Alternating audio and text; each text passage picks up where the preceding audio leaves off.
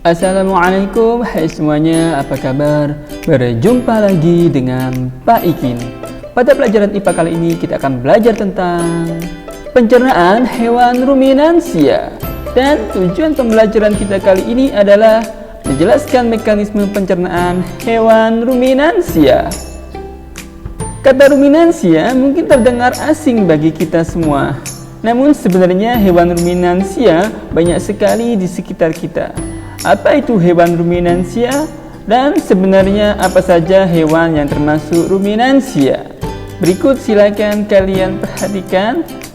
Ada domba, ada sapi, ada rusa, ada kerbau, ada kambing, dan yang terakhir ada kijang. Dan beberapa contoh hewan yang sejenis lainnya. Sebenarnya, apa itu hewan ruminansia? Dan mengapa yang kita pelajari saat ini hanya tentang hewan ruminansia? Jika kita bandingkan dengan manusia, hewan ruminansia memiliki pencernaan yang lebih kompleks dibandingkan dengan manusia. Manusia hanya memiliki satu lambung, sedangkan hewan ruminansia itu memiliki 4 lambung. Apa saja? Ada rumen, retikulum, omasum, dan abomasum. Dan silakan diperhatikan animasi berikut supaya kalian mungkin akan memahami mengapa hewan ini disebut sebagai hewan ruminansia. Silakan kalian perhatikan proses jalannya masuk makanan yang dimakan oleh hewan ruminansia berikut ini.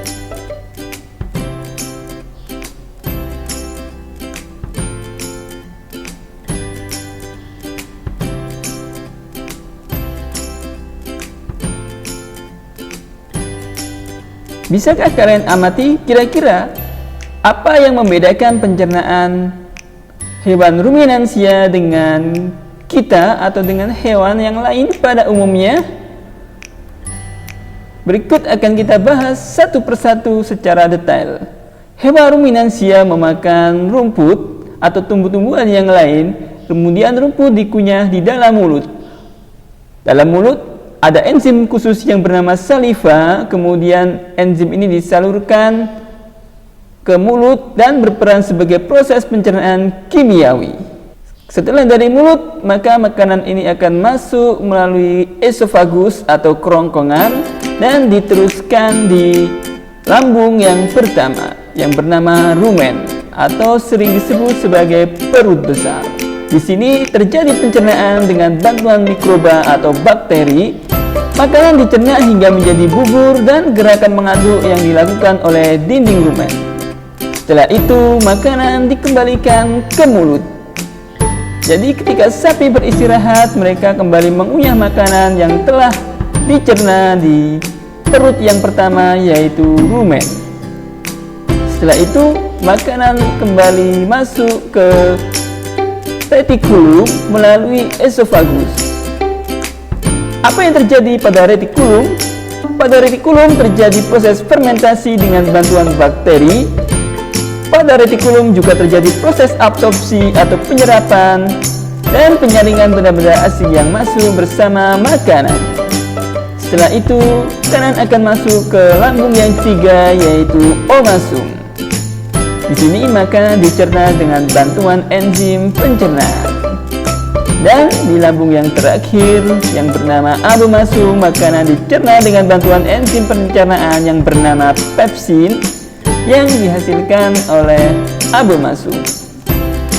Di sini adalah proses yang terjadi atau yang disebut sebagai lambung sebenarnya dari keempat lambung tersebut.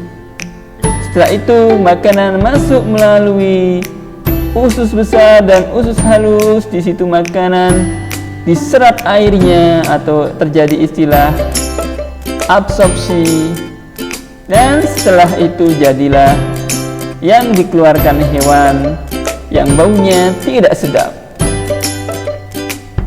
Jadi seperti ini proses pencernaan dari hewan ruminansia. Terjadi proses pengunyahan makanan pada mulut sebanyak 2 kali. Jadi itu pencernaan tentang hewan ruminansia. Jika ada pertanyaan, tulis di kolom komentar. Dan tetap semangat belajar, semoga mendapatkan ilmu yang bermanfaat. Wassalamualaikum warahmatullahi wabarakatuh.